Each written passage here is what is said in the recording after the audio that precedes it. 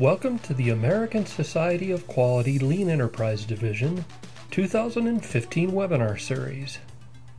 By listening to our webinar series, you will get the best of the best in the lean industry. Stay tuned to the end of this recording for more details. This month, our speaker is Ron Pereira. Ron is one of the founding partners of Gemba Academy. Gemba Academy has over 700 learning videos and is trusted by companies around the world for their Lean and Six Sigma training needs. Now, let's join Ron as he presents Creating a Culture of Kaizen. The first thing that I want to kind of address is I would say most of the folks on this webinar are probably like I was for the majority of my continuous improvement career. And, you know, I started my formal training more on, I started working out of college at Motorola, where I first learned about Six Sigma. Interestingly enough, I never went through Motorola's formal Six Sigma training back then, but I just thought all engineers did their jobs that way. We were running design of experiments and control charts everywhere, and, you know, it was just, I just thought that's how everybody worked. And then I went to another company, and I realized, no, that's not how everybody works, and so that was an interesting experience for me. But I then went through formal kind of Six Sigma training, green belt, black belt, master black belt, and then really got into lean heavily over the years. And, you know, for the majority of my career, it was all about these calipers and tools and, you know, whatever the tool was. I had a tool for pretty much any problem that I could come across. But there were situations where I kept kind of hitting roadblocks, and I'm like, why isn't this working? Or what's not clicking here? I've done everything right, and perhaps the experiment was successful, but then you'd come back 3 months later and it had fallen back apart. And so it was kind of frustrating to me. And what I was telling Paul before the webinar started, that it's taken me the better part of 15 years and starting and running my own company to realize that the tools are very important, don't get me wrong, okay? But what's even more important than the tools is people. And that's really the focus of this presentation, and it's the focus of that course, Culture of Kaizen, that the true success and lean. I just actually interviewed Rick Harris, who wrote, if you guys are familiar with the LEI workbooks, the red book and the green book, Creating Continuous Flow and Making Materials Flow, and he reiterated, yeah, the tools are important, but in the end, it's about thinking and people, and that's what we don't talk about enough within the Lean and Six Sigma community, in my opinion.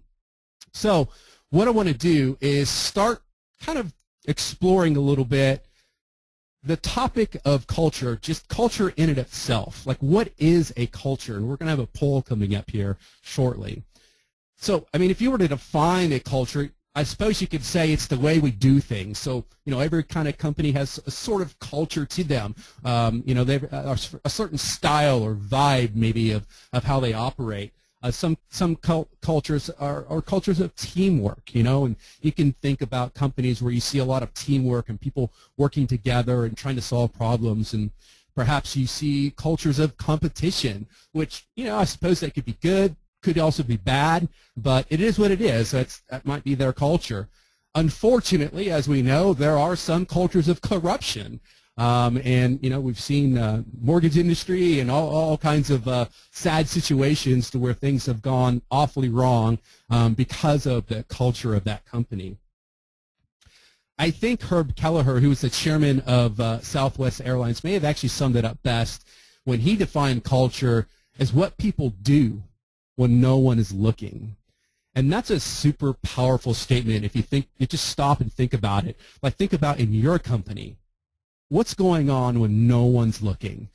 Sure, you might, you know, some companies might talk a big game, but when it's just you and a process, and you can cut corners if you want to cut corners, or you can, you know, not treat someone nicely. Do you always treat someone nicely when maybe it doesn't matter, or maybe that person isn't significant? So this is a really profound statement.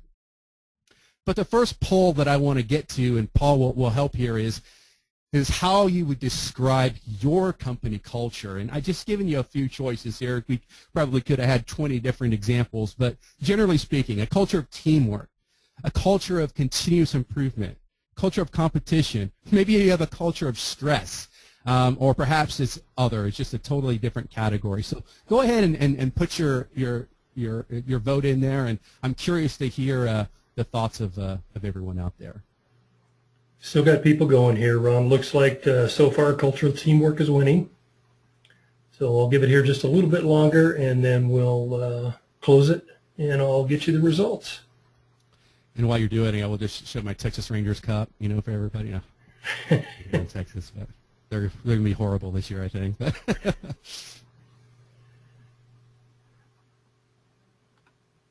Okay, it looks like the results are 32% culture of teamwork, 22% culture of continuous improvement, 17% culture of stress and other were in a tie at 17%, 12% culture of competition. Yeah, you know, I really want to applaud the people who were, you know, I know it's anonymous, but to vote a culture of stress, you know, because let's face it, there's some companies where it's not that it's a bad company, but it could be stressful, and that's interesting. So that's great, though, that most people are kind of balancing between teamwork and continuous improvement. So I guess naturally, if you're on this webinar, you probably work for a pretty good company. So, all right. So let's talk a little bit about Kaizen. I'm guessing most people on this webinar probably have a pretty good idea what Kaizen's all about. But, you know, we do have a course called Kaizen Way, where we really define just a traditional way of defining Kaizen is you know, change for the better. If you break the Japanese characters apart, and it literally means change for the better or change for the good. And so that's one way of the classical way of defining Kaizen. You know, I was talking with my business colleagues, and John Miller is one of the partners of Gemma Academy, and really kind of talking about there's got to be a deeper meaning to what Kaizen is. Change for the better is nice, but it's not deep enough. And so we really thought about it, and we've come up with this is kind of what we believe Kaizen really is. It's people-centered, scientific problem solving directed towards the benefit of society. And the thing that I really want to really kind of hone in on here is the first two words, people-centered. Back to the beginning where I talked about while the tools are important, the people side of continuous improvement, the people side of business, that's where it's all at. And I think I don't have anything else to highlight on the slide, but the last three words, benefit of society, that's also very powerful. If you look at Toyota, we're going to talk about Toyota's definition of respect here in a bit, but they're all about benefiting humanity, benefiting society as a whole. Not just their team members, but everybody they interact with. And so I think this is a really nice definition of Kaizen. Now, when we want to talk about a culture of Kaizen and how to go about creating it, you can't really have that conversation without having the topic of respect. And again, you know, experienced lean thinkers know that respect is a key pillar of the vaunted Toyota production system. In fact, here's a diagram. This is from Toyota's website, and obviously on one side we have continuous improvement, and then along the foundation we have things like challenging work, Kaizen, continuous improvement, Genshi Genbutsu, which means to literally go and see, go to the place the work is done and go and see with your own eyes. And then, you know, respect and teamwork just as a foundation. But then respect for people is something in and of itself, and it's I'll be honest with you, it's a little bit mysterious sometimes. Continuous improvement, we can put our fingers on it. You know, it's tools, it's one-piece flow, it's Kanban, it's you know, eliminating waste, all these good things. A lot of the things I heard when Paul was asking at the beginning of the webinar, what does lean mean to you? That's continuous improvement. But let's look at how Toyota defines respect for people, and this is again from their global website.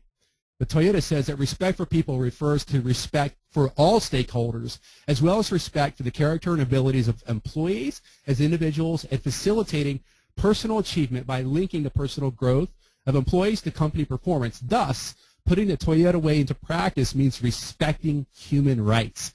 And those last two words, human rights, are very, very powerful to me when you talk about respect.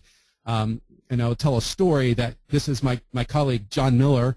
Many of you maybe have read his blog, Gemba Pantaray. John is a co-founder of Gemba Academy, and he grew up in Japan. He was actually raised in Japan, and so he speaks Japanese fluently and went to Japanese schools and so forth. And he actually learned Lean by translating for some of the original Toyota guys who were retiring but didn't speak English. So John was actually translating for some of these original sensei, and that's how he learned Lean, and then later started his own consulting company.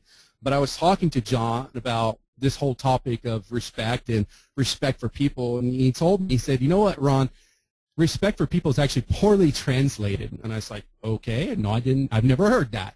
And then he sometimes launches into these Japanese explanations, and the original phrase respect for people is, and I'm not very good at saying Japanese words, but Nikkensei Sancho is the original phrase. And John explains that this would be better translated as respect for humanity. And the reason being is that Nikkensei, that first word there, Japanese word, is literally translated as humanness or humanity. So there's actually a much deeper meaning to the phrase respect for people than just, you know, being nice to people or whatever. It's all of humanity, the humanness within each of us, and that's deeply profound and intense if you really stop and think about it. So what does it mean to respect humanity? We have an entire module on this, but I want to hit some of the highlights here in this webinar. But the first thing that I want to talk about is that respect for humanity, it's really a mindset. It's not necessarily things that we do, even though there are some things that we can do and should do when we're attempting to respect humanity. But it's a way of thinking. It's almost a philosophy. Okay. Respecting humanity also means that we strive to foster an environment of creativity and teamwork. You know, so many of you work in an environment of teamwork, and that's fantastic. It means to say that I bet you you also are pretty good at creating things and coming up with ideas and innovation, but they kind of go hand in hand.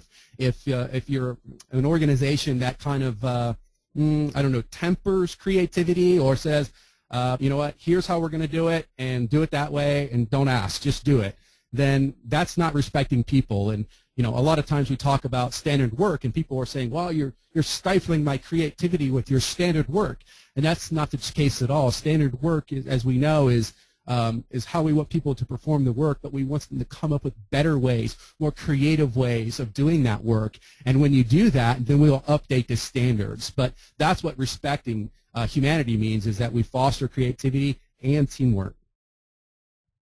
Another really important concept to respecting humanity is to go to the Gemba. The Gemba is a Japanese word that literally means the place the work is done.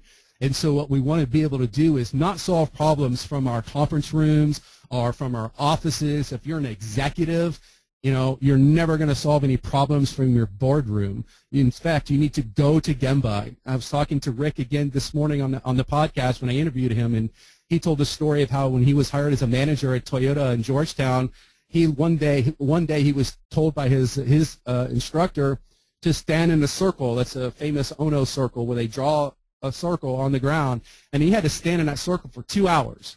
His teacher came up to him and said, Rick-san, what have you learned from observing? And Rick said, well, you know, I learned this and I learned this, and his sensei said, no good. Stand for 2 more hours. And so Rick got a piece of paper out, and he started kind of documenting it. And long story short, his sensei made him stand out there for 8 hours documenting how work was done, what kind of issues they had, and more importantly, how an issue here could actually impact another part of the business. And so that's the power of going to Gemba, that you just will not see looking at reports, looking at an end-of-month dashboard or scorecard or anything like that. Those are all lagging indicators. They've already happened. It's important to do that and to look at them. That's how we keep score. But you have to go to Gemba. You have to observe with your own eyes in order to really respect humanity. Now, Actually, this is, you shouldn't even see that, Greg. Maybe pay up or, no, this was a slide that we use when we do some video editing. So when you watch our course, you won't actually see this slide. You actually see this video play. So apologize for forgetting to take that out. But sharing our talents is very important. And the video clip that we play here is of Toyota and how they actually worked with New York City on this meals per hour. It's an incredible little YouTube video. So check it out when you hope, maybe if you watch this video on this module on respect, you'll see. But it's a perfect example of how Toyota is sharing their talents with the society as in a whole in New York City. They're just really impacting people's lives in an incredible way, far greater than building cars. So that's what it means to share our talents. And then last but definitely not least, respecting humanity really probably comes down, if you had to force me to just use one word or describe one thing of what respecting humanity is all about, it's trust. Without trust, you cannot succeed. You will not have a long-lasting continuous improvement career. If you the continuous improvement guy comes around the corner or the gal comes around the corner and you see people scurrying, that's a bad sign. Okay, that means people don't trust you. Okay, and they're afraid of you, or they're worried that, I don't know, they're going to get in trouble or something like that. So we really want to work hard at fostering an environment of trust in order to truly respect humanity. Now, the next topic that I want to kind of transition into is motivation, and so we borrowed heavily from Dan Pink's book called Drive, What Drives Human Behavior, for the module that we created in our course, and these upcoming slides are heavily influenced by that. But a really sad statistic, and I know we have some folks that aren't necessarily in America, but I would gather the stats are probably similar for really any country, but I believe it's a 2013 Gallup poll found that 70% of American workers said that they were either not engaged or actively disengaged. So if you just think about that, 70%, 7 out of every 10 people at your company are either not engaged or actively disengaged. And that is a fundamental problem if we are really trying to build any sort of culture of continuous improvement. So, next poll question. And this is about you, not your company. How would you classify yourself at work or at your job? Are you actively engaged, somewhat engaged, not engaged, or actively disengaged? Ron, while everybody's doing the poll here, we have one really good question. What are some of the best practices you've seen in the U.S. for creating a culture of Kaizen? Do you want me to answer that now, Paul? Yeah, go ahead while the poll's going here. Yeah, one of the best, well, gosh, there's so many good examples, but Paul Akers at FastCap comes to mind immediately, as does Richard Sheridan at Menlo Innovations. Maybe I'll focus in on Richard. He runs a company called Menlo, and they're a software development company, and he wrote a book called Joy, The Business Value of Joy. And it sounds kind of crazy, but he is purposely trying to create and foster an environment of joyful employees, and it's probably the single most powerful business story I've ever heard. It's a fantastic book. We actually did a webinar with Richard, and we actually visited Menlo on a Gemba Live episode, so people can actually go in there and check out that full episode. But they do. I mean, that is an amazing company. Paul and FastCap is also amazing. They have just an intense vibe and culture of, they have, some young people working in there, 17, 18 years old, walking around counting their steps and figuring out how they're going to reduce the waste of motion. I mean, it's incredible. So those two guys, those two companies, I would say, come top of mind. Perfect, thanks. The poll results: 68% actively engaged, 31% somewhat engaged, 1% not engaged, and 0 actively disengaged. That's fantastic. That's great news. You know, I've done this before where there's been, unfortunately, some actively disengaged folks. But I think what's interesting about that is if you think about this crowd, Paul, is these folks are trying to make things better, and they probably work for a company who supports this type of thinking. And I don't think it's a coincidence that the polls come out like that. If we were talking to a group of folks who had never heard of Lean or heard of Six Sigma or continuous improvement, I'm guessing the answers would be quite different. All right. So our favorite statistician and continuous improvement thinker, Dr. W. Edwards Deming, made a famous quote related to motivation, that if management stopped demotivating their employees, then they wouldn't have to worry so much about motivating them. And I think there's so much wisdom in this that you really, if you take one thing away from this whole presentation, it would probably be this, is how can we make sure that we don't demotivate, or that we don't demotivate people, because it's kind of like losing, if you lose 10% in your 401k, then you have to actually gain 20 to even break even, right? So it's so hard to get back when you've lost. So stop demotivating employees. So let's talk a little bit though about some different styles of motivation. And probably the most common example of motivation is what are called extrinsic motivators. And you know, these are, and I don't mean to say that they're always bad, because you know we all need to earn a paycheck. But you know, earning a paycheck or getting an annual bonus, or if you're part of some sort of profit sharing plan, these are examples of extrinsic motivators. You know, the carrot and the stick analogy is probably the perfect example. If you wave the carrot in front of the worker, and if they get it, then you know, company wins and the employee wins, they get a bonus. And what the research finds is that extrinsic motivation actually does work pretty well for some sorts of jobs. Like, for example, like an operator on an assembly line, that the research shows that some sort of extrinsic motivation can be effective if done right.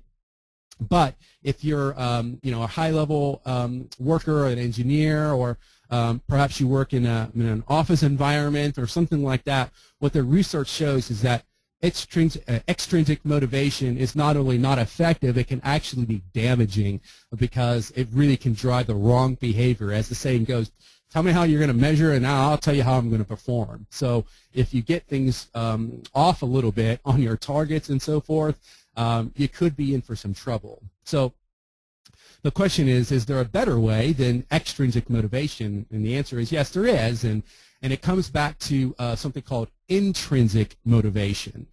And you know, intrinsic motivation is helping people gain a deeper purpose and meaning to their work, and this is ultimately what the research shows drives the majority of the professionals. And I would gather to say most of the folks listening to this webinar right now and watching this webinar are probably primarily more driven by intrinsic motivation than you realize. So let's talk a little bit about what it is. So if you were to break it up into three kind of buckets, intrinsic motivation comes down to autonomy, mastery, and purpose. And so we'll go ahead and kind of walk through each one of these. So first is autonomy. Autonomy is, as kind of the picture shows there, just kind of breaking the bonds apart of don't give people freedom to think, give people the freedom to make mistakes, empower people. The best lean thinking companies practice something called the top lean thinking companies that I've ever been to practice something called autonomous teams. And Damon Products is a company we just visited, in fact, and we recorded an entire Get That Live episode there. And I was talking to Larry Davis, who's the founder of that company, and I asked him a question. I mean, how many employees do you have? And it was very interesting that I caught him off guard, and this was the day before we were recording it, and he didn't know. And the fact of the matter is, he didn't know a lot of really specific questions about his business, because he is totally hands-off now and allows his team members to run the company. And so we are walking around and talking to these employees, and they just have total control over their work. They design their own lean systems. They create their own fixtures. If they don't like something, they build something new. They don't have to ask for approval. This is what autonomy is. It's giving people the freedom to do their work. Mastery is another critical part to intrinsic motivation, and mastery is really the idea that we are able to really get into a job that's meaningful to us and really get good at it. And I think that's what's so beautiful about continuous improvement is that, it's just that, it's continuous. You're never done learning. And so you're really, so call someone a master black belt or whatever, it's a certification, but it doesn't mean that you're done learning. If the minute someone thinks that they're done learning, they're probably in for big trouble. So mastery is just really about being able to, sometimes you'll talk about getting into that state of flow where you're just so into your work and you just love doing your work so much that next thing you know, it's time to go home and you're like, my goodness, where did the time go? And I'm sure we've all had experiences like that. So that's mastery. And then the last kind of bucket, if you will, to intrinsic motivation is purpose. Simon Sinek is someone that we study a lot at Gemba Academy, and we really value his work. And he did a famous TED video. Gosh, it was many years ago. I think it's the third most popular TED video of all time on the power of why. And he talks about what is your purpose, what is your cause. And he explains how companies like Apple really understand this. So some people talk about what they do and how they do it, but those aren't so important. What's really important is why do you do it? And so when it comes to continuous improvement, at Gemba Academy, the most common question that we get from new customers is, where do I start? You've got 700 videos on all different types of topics. How do I start? Where do I start? And we always respond with the same answer is, I don't know, what kind of problems are you trying to solve? And that's what's really about, is understanding why you're doing continuous improvement. Why are you practicing lean? Why are you practicing Six Sigma? Why do you want to do 5S in your company? What's the purpose? What's the meaning? And if we don't understand that, then the chance of being motivating your workforce over the long term, or just really sustaining, say, those 5S efforts, the chances of success are next to none if you don't understand why you're doing it. And so that's why it's so important that when we as continuous improvement practitioners are out there and we're hitting the ground, we're trying to run projects or whatever it is, we got to make sure that when we're bringing people onto our team or we're trying to invoke change, that we explain why this is important, and not just what we're doing and how we're doing it, because that's where the tools come in, right? And that's where the danger comes, because most people don't understand these tools. But if you explain why and what problems we're trying to solve, you're going to have a much better chance for success. All right, so let's do another poll question. So how does your organization attempt to motivate people? Is it extrinsic motivation, so money, bonuses, intrinsic motivation, again, the autonomy, mastery, purpose? Perhaps there's a combination of A and B, or D is motivate at my company. So let's see what everybody thinks. Ron, while everybody's doing that, had a couple of specific questions. The Business Value of Joy. They said they tried to find that book. Is that the title, The Business Value of Joy? Can you see me on the camera right now, or is the poll up? No, actually the poll's up. Give me just a second and it'll be down. Also, another question, can people have access to these slides? Is that okay with you? Yeah, for sure. How would be the best way to do that?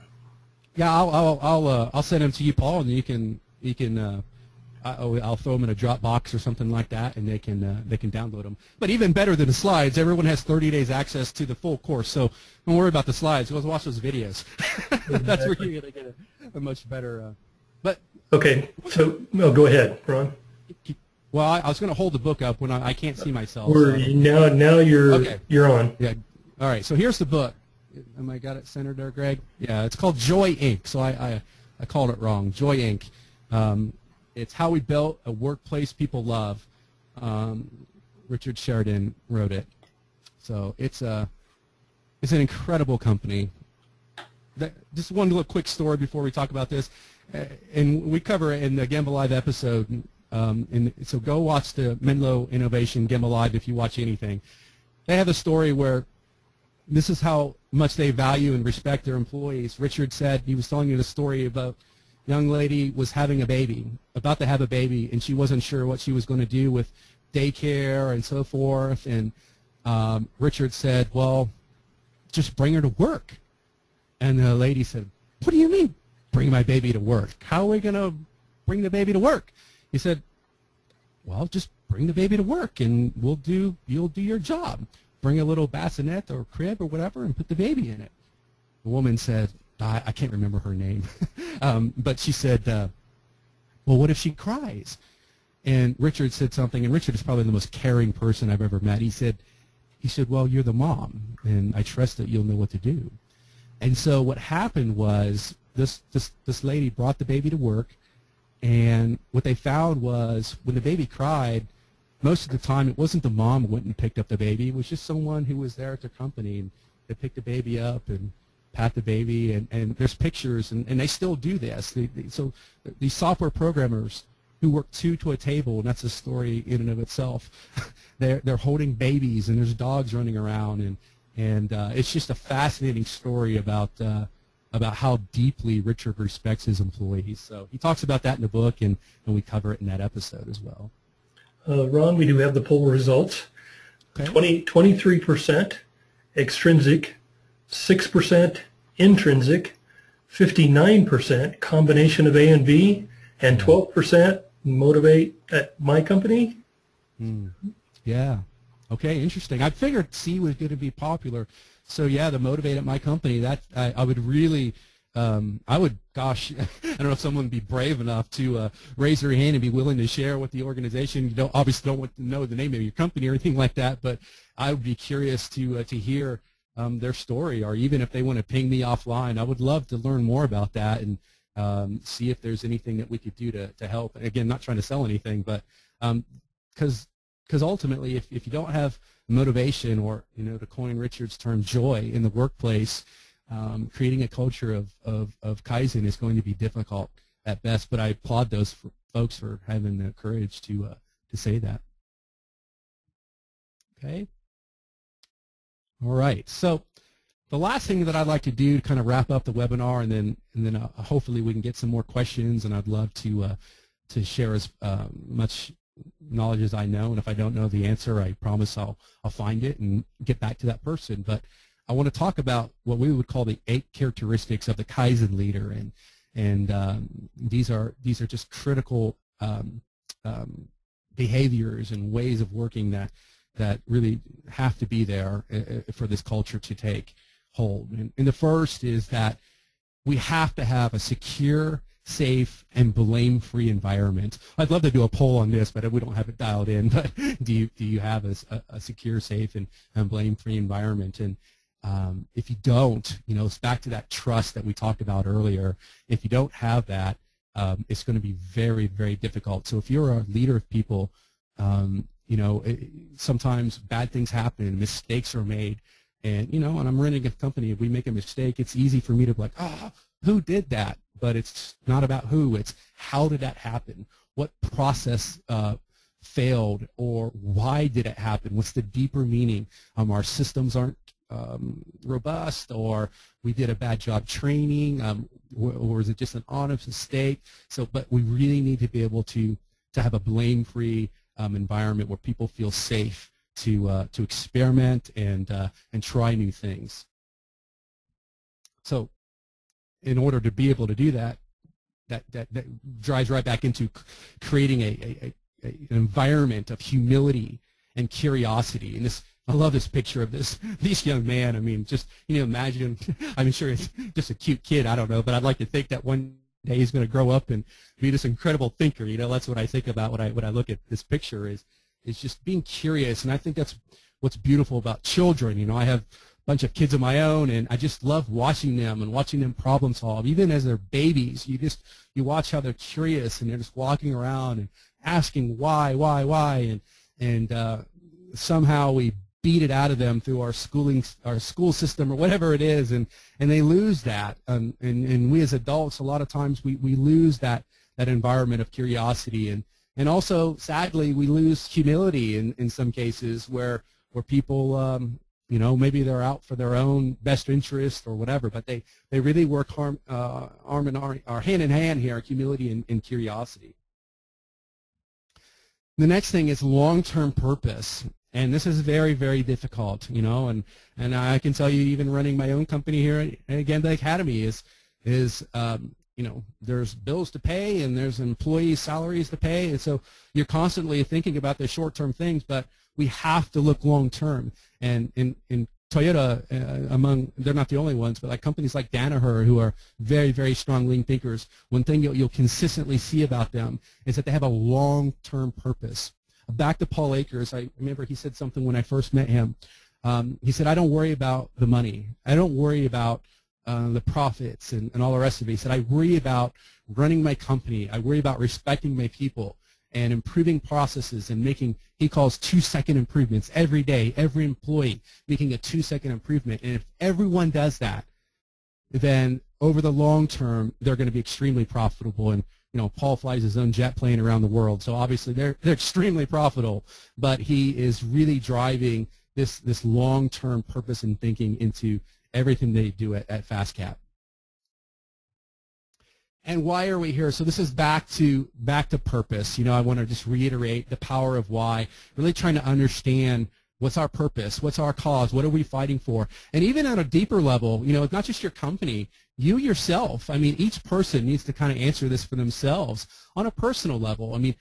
You're doing some sort of a continuous improvement job for a reason. Maybe you're not. Maybe it's just the job was handed to you and you're doing it. Maybe your heart's not really in it. If that's the case, then I would really encourage you to find out where is your heart, and go do that work, because you have to be able to do what you truly love and that you have a passion for. Because if you don't do that, your chance of long-term, happiness and success are going to be really low if you're not truly passionate and understand why you're doing it. The next one I want to talk about is Kaizen leader nurtures human potential. So this is back to helping people grow and helping develop people and grow people, and back to humility, knowing that so I hired Greg sitting next to me, and Greg edits our video, but what I realized is that I am now learning from Greg, even though he technically works for me. But it's a two-way street. We learn from each other and we help each other and we force each other to grow. And that's really what a Kaizen leader does, is that they work and to develop back to respect for humanity, the humanness of people, and really trying to get the most out of everyone that they come in contact with. And then, of course, we've talked all about people and all this kind of stuff, but we can't ever forget that we do need to, a Kaizen leader does need to understand processes scientifically. And so PDCA, Plan, Do, Check, Act, or DMAIC, or whatever the problem-solving methodology that you prefer, this is very, very important, okay? And all this talk of people and Kaizen and so forth doesn't mean that we don't want to think about PDCA, because it is at the heart of the Kaizen leader as well. Now, the next one is act with urgency, but I almost have to temper this a little bit, because you can be too urgent, okay? You don't want to act recklessly, but what I find, I started as a Six Sigma practitioner before I learned Lean, and what I found was, I was learning Minitab back in the days when it wasn't so fancy. It was looked like a DOS program back then, but I remember sitting at my desk and I spent hours and hours, analyzing p-values and r-squares and all this kind of stuff, and it was good. I was excited because I was learning, I was practicing and all that, but at the end of the day, it was like I wasn't really doing anything. I wasn't really solving any problems. I was being a Minitab jockey, for lack of a better word, and tools like Minitab and Sigma Excel and these statistical software tools are very, very powerful, but we need to go out and take action with what we learned, okay? And so analysis paralysis is another way to say it. don't do that. You have to be able to take action, to try, and be willing to fail. But see how it all ties back together. If we don't have trust, and we don't have an environment where we can fail without getting in trouble, then we can't really do this. We can't act with urgency. Instead, we have to act with, really act with care, or be super diligent, and make sure that we don't make a mistake.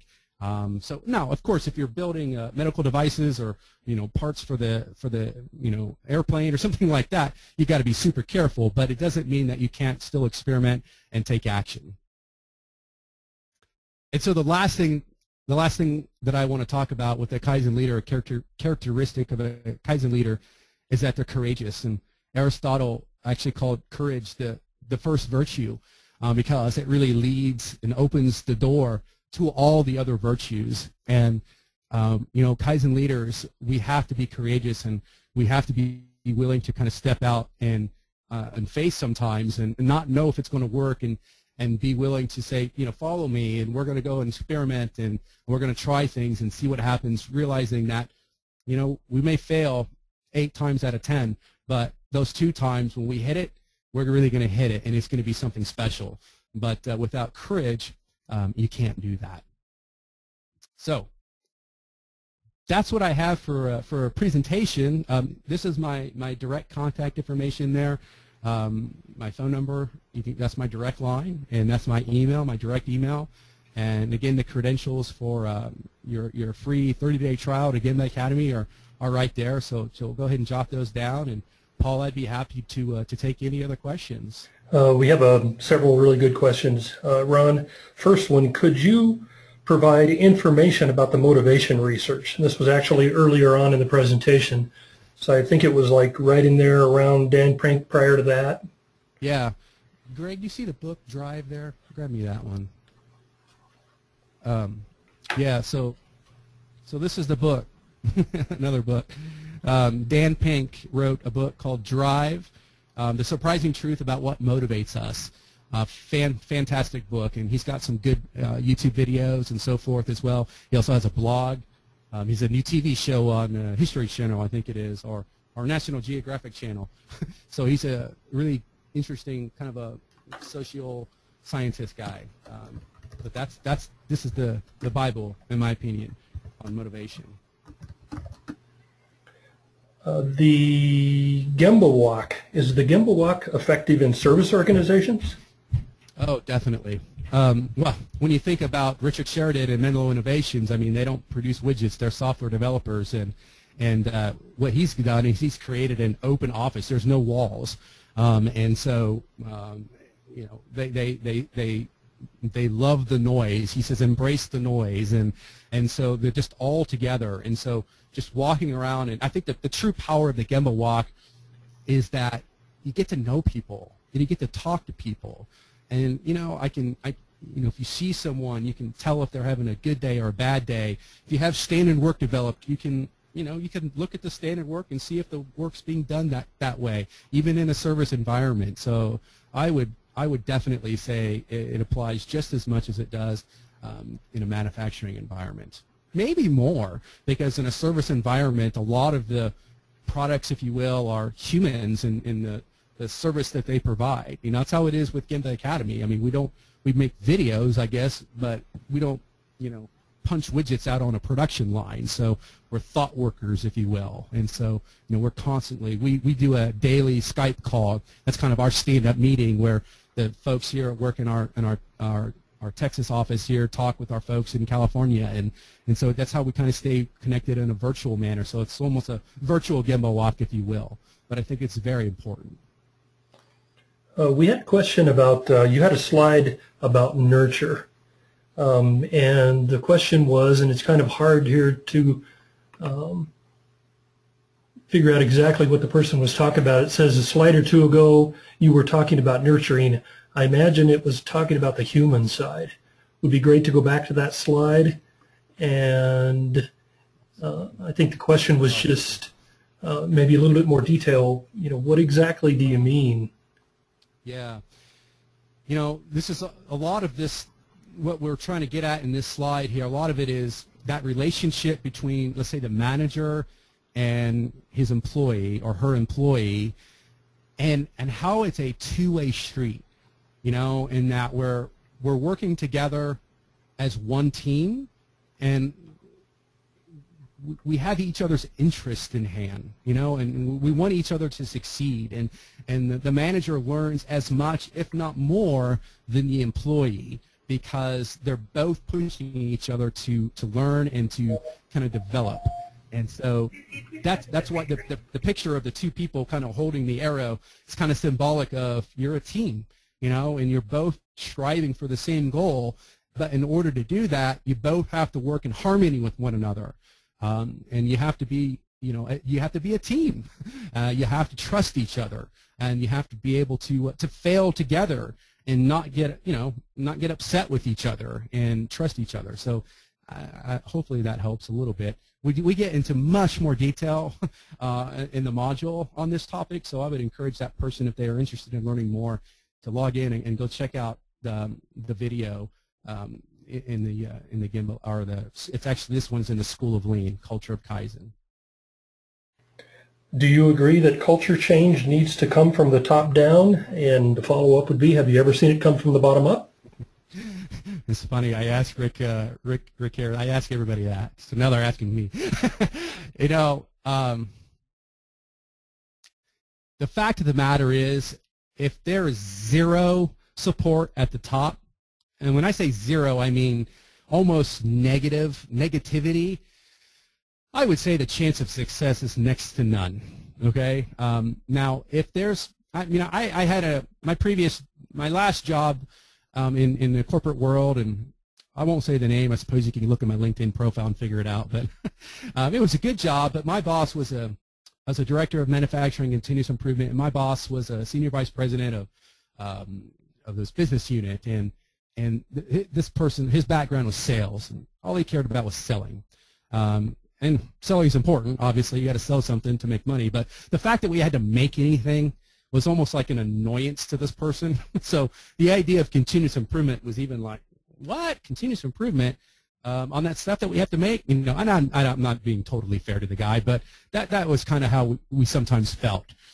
So what we did was we went out about our jobs as best we could, and we really pushed the envelope, and we just made things better. We didn't ask for permission. We just made things better. And then what I did is I kind of turned it around and put 2 or 3 slides together, sent it to him every month for his kind of staff meeting with the officers of that company, and come to find out, the continuous improvement stuff was always a hit, because this poor CEO, COO of the company and CEO of the company, they're sitting around this business review, and it's just like stab myself in the neck, with all these boring slides of numbers and this and that, and then all of a sudden some pictures of some 5S event. And what they told us was people would kind of lean in when the continuous improvement stuff came up. And so what happened was, eventually, when we had some success and we kind of fed that up through the channel, if you will, they got more interested. They saw that results were happening, and so they then got more bought in. And so I would say that, if you have, like, I had some support at that point. I mean, I had a job, right? So I guess I had support. Then I was able to kind of make it work. But I've also seen situations to where they're almost, negative or anti-lean, anti-continuous improvement. And I would say, if you have a situation like that, you may be time, honestly, if you really believe in this stuff, trying to go to a different company. But because I just don't know if it can work long term. I think it can go middle up in some cases, but to get that long-term success, eventually the top-level folks have to engage, and they have to buy in, and they have to truly understand respect for humanity. They have to truly understand that they got to have an environment of trust, and if they don't have that, then they're never going to be like, say, a Toyota or Danaher or even Ford and some of these companies now who are super strong cultures. How do you develop and instill soft skills in people? Ooh, that's a good question. Let me know when you find out. No, just kidding.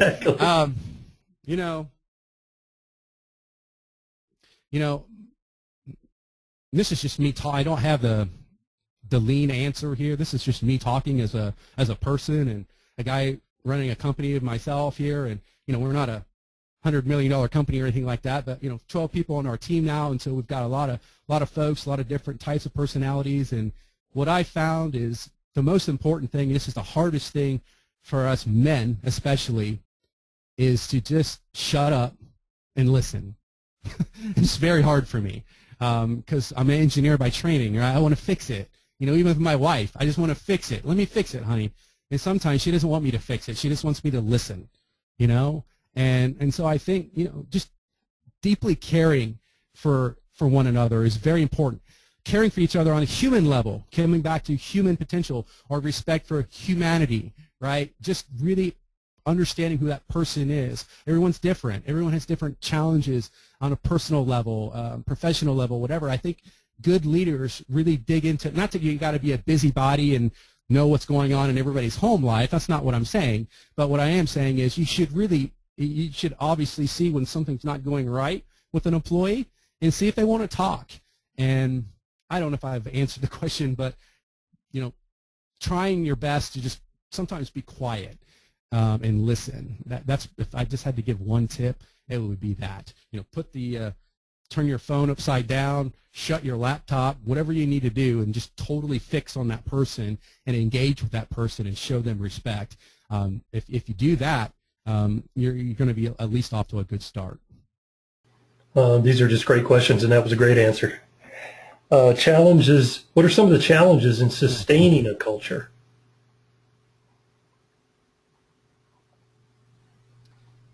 Well, I think there's a bunch of challenges. I would say one challenge is complacency. If you have success, it can. I had a boss when I worked at Nokia. He was a great leader of people. One of my favorite managers of all time, and he said, the minute we get fat and happy, we're in trouble, and that's very true. So when companies have success, I think it's important to realize, why are we succeeding? What are we doing well, and how can we do it better? I used to have one talk I gave one time where I talked about, I almost have a problem with one aspect of DMAIC, the Six Sigma methodology, and the problem I have is C, control. I'm of the opinion that it's impossible to control any process, and the reason is because of entropy, and that nature is trying to pull things apart, right? And nature is trying to cause disorder, if you will, and the only way to battle entropy is to keep improving. It's kind of like the stock market. It's either going up or it's going down. Very rarely does the stock market ever go 100% completely sideways. It's either getting better or getting worse. So I'm of the opinion that the only way to ensure that you don't backslide is that you keep getting a little bit better. Paul Akers and his team at FastCap probably personify this better than anybody. He wrote a book called 2 Second Lean. I got it somewhere on my bookshelf here. That's another great book. It's a very short read, 2 Second Lean.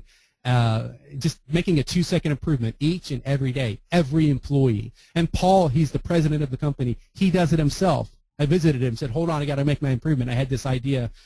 He said, I dreamt about it. And he ran over to this workbench and he made this little improvement.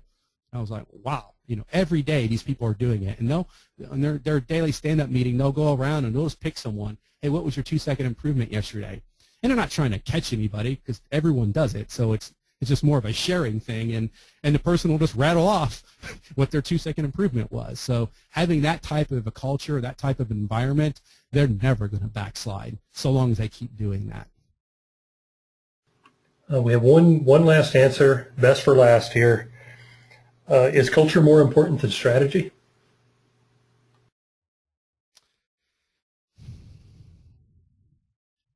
I would say, well, I mean, I don't want to say that. It's a trick question. Boy, I would say yes. If you have to force a yes or no, and I can't give a maybe, I would say yes. Because if you have a strong culture, a good, robust strategy is going to grow from it. If you don't have a strong, authentic culture of trust and humility and respect, then your strategy is probably not going to be effective. So yeah, I think culture is more important than anything. Far more important than tools, even though tools are very important. Yep. Good answer. Good answer. Those are tough questions. I admire you being able to handle those questions. So, Ron, thank you very much for doing this. I really appreciate giving us the opportunity to get onto your content and dig deeper into all this stuff. Yeah. Any last words you have? Anything you'd like to say? No, just have courage. That last slide. That's really important. And this stuff's hard. It's not easy, and it does take a different mindset to go out there and try to. Sometimes you have to break things and put them back together in a better way, and that takes courage. So don't be afraid to fail, and go after it, and act with urgency, as that other slide said. Okay, Ron, thank you very much. That's it for this month. We'll see everybody next month with Martin Hinckley on error proofing. Thank you, Ron. We'll talk to you soon. All right, take care, everybody. I am Paul Harbath, the 2015 chair of the ASQ Lean Enterprise Division webinar series. I want to thank Ron for his excellent presentation, and thank you for listening to Ron's presentation, Creating a Culture of Kaizen. If you have any questions about the content of this webinar, feel free to contact Ron directly. Next month, our presenter will be Martin Hinckley from Assured Quality Incorporated, who will be presenting what is world-class quality control and how can we achieve it. Too often, individuals and organizations using popular quality control methods assume that because they are using broadly accepted methods that they are achieving world-class quality. To be world-class, defect-free products must be achieved while saving 6 to 20% or more of the production costs compared to inefficient quality control methods. This presentation will address why our most broadly accepted paradigms of quality control are flawed and what organizations must do to achieve world-class quality and save money. Martin Hinckley is president of Quality Assured Incorporated, which provides training and consulting in eliminating defects through simplified products and processes, mistake proofing, and controlling variation without the need for statistical process control. Don't miss this webinar. The ASQ Lean Enterprise Division webinar series is the place for you to hear the best of the best in the lean industry and learn more about how to apply lean in your application. The American Society of Quality Lean Enterprise Division is a global network of professionals helping individuals and organizations apply proven and leading-edge lean principles and practices to achieve dramatic results for your personal and organizational success. Come lean with us. Thank you for listening, and I will talk with you next month.